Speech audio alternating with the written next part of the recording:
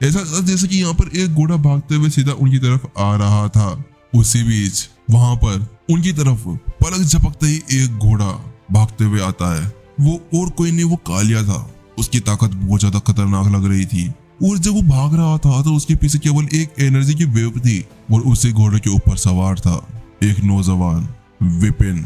वो घोड़ा वहां आकर रुकता है और उसके साथ में ही वहां पर विपिन कहता है, मुझे माफ करना, वो मुझे कुछ काम था, इसी वजह से मुझे आने में यहाँ पर देर हो गई थी। उस आवाज को सुनते ही मनीषा, नंदनी और चेतन के आंसू यहाँ पर रोके नहीं रुक रहे थे।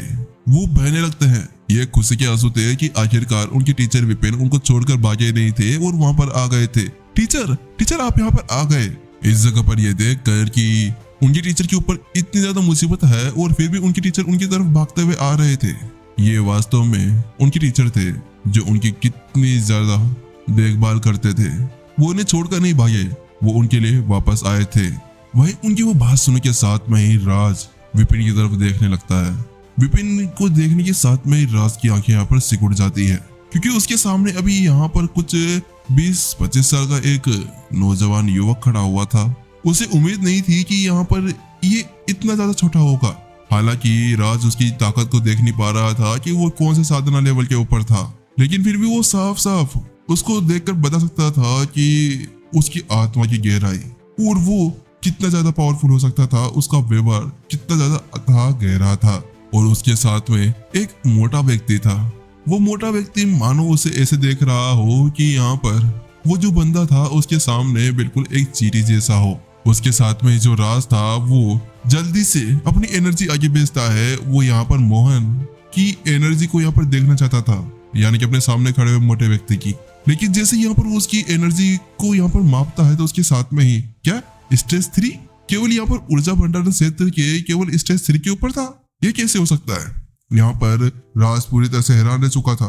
उसे स्टार्टिंग में ऐसा लगा था जब उसने यहाँ पर मोटे को पहली बार देखा था कि ये बंदा बहुत ज्यादा पावरफुल होने वाला था, लेकिन उसने ये नहीं सोचा था कि ये बंदा इस तरह से इतना ज्यादा कमजोर होगा, वो भी स्टेज 3 का लड़ाकू। लेकिन राज अब उसके ऊपर ध्यान नहीं देता है।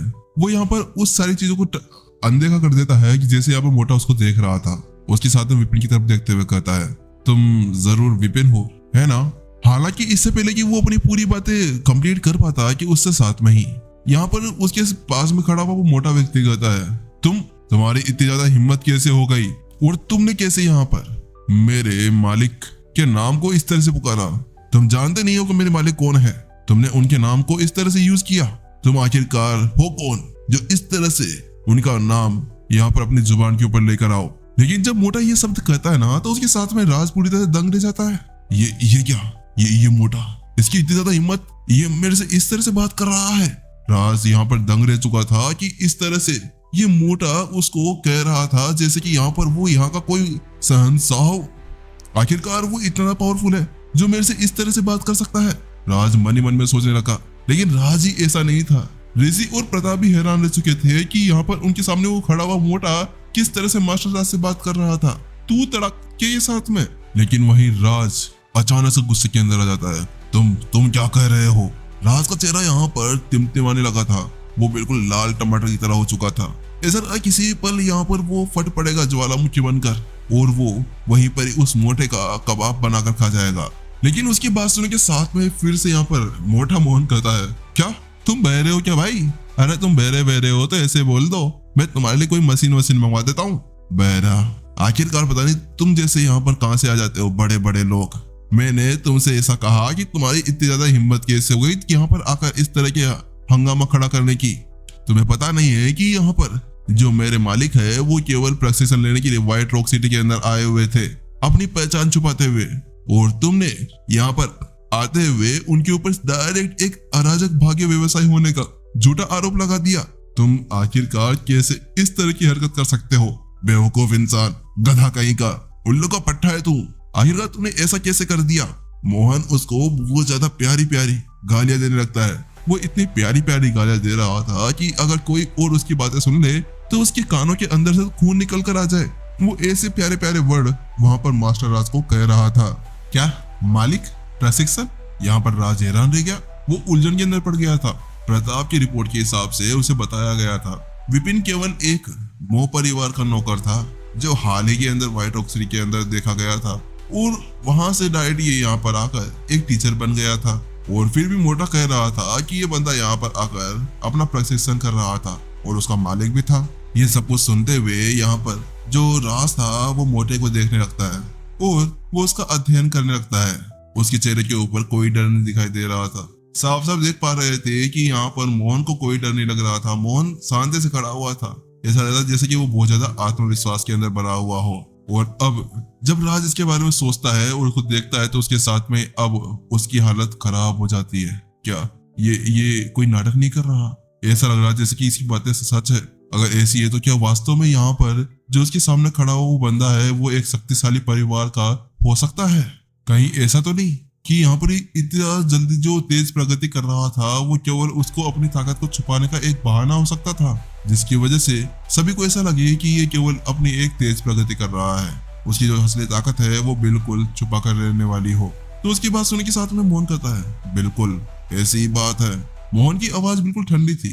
वो बिल्कुल संकोच करते हुए उससे कह रहा था। इस जगह पर जो मोहन था वो विपिन के समझाए गए अनुसार ही अपनी बातें कह रहा था। विपिन जानता था कि उसका मोटा बटलर मोहन सब कुछ संभाल सकता था और उसको बीच में बोलने की कोई भी आवश्यकता नहीं थी। इसी वजह से वो नंदनी, चेतन और मनीषा के पास में चला गया था और वो आवाज तक कहता है, तुम दोनों ठीक तो है ना? तो उसकी बात सुनने के साथ में नंदनी खड़ी होती है और कहती है, हाँ टीचर, हम बिल्कुल ठीक है, हमें कुछ भी तो नहीं हुआ है। वही मनीषा का चेहरा भी गर्व से चमक रहा था। उस जगह पर यहाँ पर नंदनी कहती है, टीचर, मैंने, मनीषा और चेतन ने आपको निराश नहीं किया ना? उसके साथ विपिन एक मुस्कान के साथ में कहता है, हाँ बिल्कुल, तुम लोग तीनों पागल हो पागल। तुम्हें इस तरह से हरकतें करने की कोई भी जरूरत नहीं थी। आखिरकार वो सारी छोटी छोटी बातें हैं, उनको तो मैं पहले अकेला संभाल सकता था। तुम्हें फालतू में इसके अंदर हस्तक्षेप करने की जरूरत नहीं थी। इतना कहने के साथ वो तीनों की यहाँ पर नब्ज को जांच करने लगता है। वो यहाँ पर देखना चाहता था कि यहाँ पर इनको कोई गहरी चोट तो नहीं लगी। जब उनकी नब्ज को यहाँ पर चेक कर लेता है तो उसके साथ वो राहत की सांस लेता है और उसके साथ में यहाँ पर वो कहता है, उफ, आखिरकार चलो ये तो अच्छी बात है कि इनको यहाँ पर कोई ज्यादा गहरी चोट नहीं लगी। और ये भी अच्छी बात है कि यहाँ पर जयराज और गजानन यहीं पर ही थे और प्रताप की मौजूदगी के कारण भी उन लोगों को कुछ ज्यादा चोटें नहीं लगी थी। वहीं दूसरी तरफ जब मोहन ये देखता है कि विपिन यहाँ उसके साथ चला गया है और वो नंदनी और मनीषा के पास में खड़ा हो गया है, तो उसके साथ में यहाँ पर मोहन गुस्से के साथ में राज की तरफ घूरते हुए आता है और उसके पास में आते हुए कहता है, तुम्हारे इतनी ज्यादा हिम्मत कैसे को बुढ़ाऊ? आखिरकार तुम ऐसी हरकतें कैसे कर सकते हो? वो तो अच्छी बात है और ये अच्छी बात है कि तुमने अपने आप को रोक कर रखा था। बस मैं तो ये देखना चाहता हूँ कि यहाँ पर वहाँ उन तीनों को कुछ नहीं हुआ हो। अगर उन तीनों को कुछ हो जाता ना तो उसके साथ में जो तुम्हारे यहाँ पर मोचेटो संप्रदाय है ना, उसको पूरी तरह से खत्म कर दिया जाता। वो ज्यादा दिन यहाँ पर टिक नहीं पाता। वहीं पर ही उसकी वो बात सुनने के साथ में ही राज पूरी तरह थरथरा जाता है। ऐसा लगा जैसे कि उसकी दुनिया पूरी तरह से हिल गई हो। क्या मैंने एक परिवार के ऊपर हमला कर दिया? ताकतवर परिवार के ऊपर? नहीं, क्या वास्तव में यहाँ पर ये जो लड़का है और ये मोटा, क्या ये वास्तव में सच कह रहा है? क्या विपिन वास्तव में एक शक्तिशाली परिवार का युवा मास्टर हो सकता है? लेकिन वहीं अब यहाँ पर राज बहुत ज्यादा संदेह के अंदर चला जाता है और वो कहता है, क्या आप माचेटो फेट के बारे में जानते हैं? तो उसके साथ में मोहन एक शांत भाव के साथ में उत्तर देता है, हाँ, स्वाभाविक रूप से। तुम्हें क्या लगता है कि मैं नहीं जानता हूँ? और इतना ही नहीं बल्कि मैं तुम्हारे बहुत ज्यादा रहस्य के बारे में भी जानता हूँ। लेकिन वही यहाँ पर राज हंसने लगता है अरे भाई, तुम क्या बात कर रहे हो? मेरे पास में ऐसा कौन सा रहस्य है जिसको यहाँ पर तुम सामने ले आओगे और मेरे ऊपर एक मुसीबत आ जाएगी? तो वही उसकी बात सुनने के साथ में ही यहाँ पर मोहन मुस्कुराते हुए कहता है, क्या तुम्हें मेरे ऊपर बिल्कुल विश्वास नहीं है? अरे यार, मुझे लगा तुम्हें मेरे ऊपर विश्वास तो होगा ही, लेकिन मुझे लगता है कि तुम्हें साबित करना ही होगा। इसके बाद में मोहन थोड़ा सा आगे आता है और फुसफुसाते हुए बिल्कुल धीमी सी आवाज के अंदर कहता है, अरे भाई, मुझे तुम्हारे बारे में सब कुछ पता है, सब कुछ।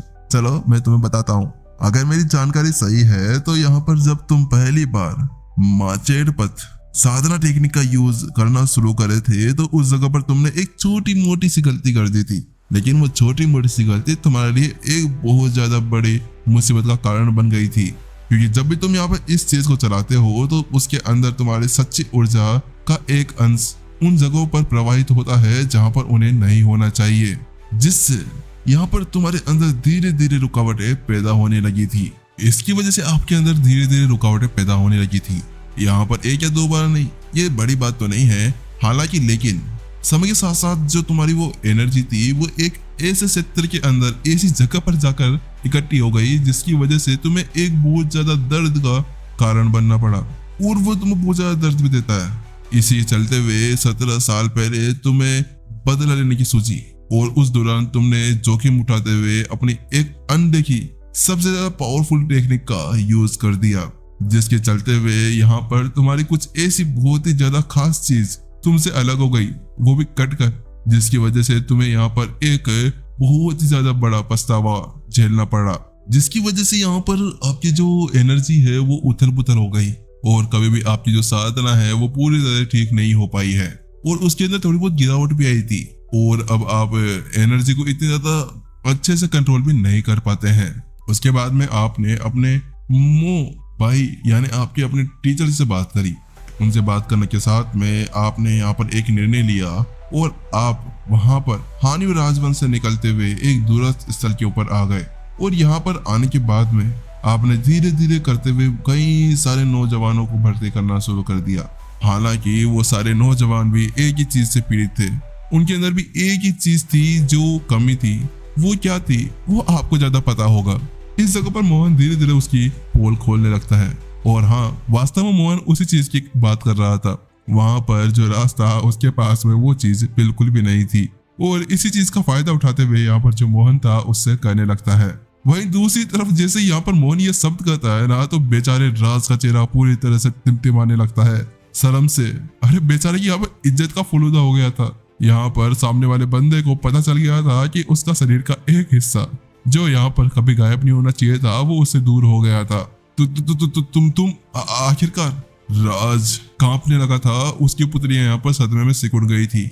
वो यहाँ पर इसे नकारना चाहता था, लेकिन सामने वाले ये शब्द बिल्कुल सटीक थे, और ये शब्द बिल्कुल ठीक थे जैसा यहाँ पर उसके साथ में हो रहा था।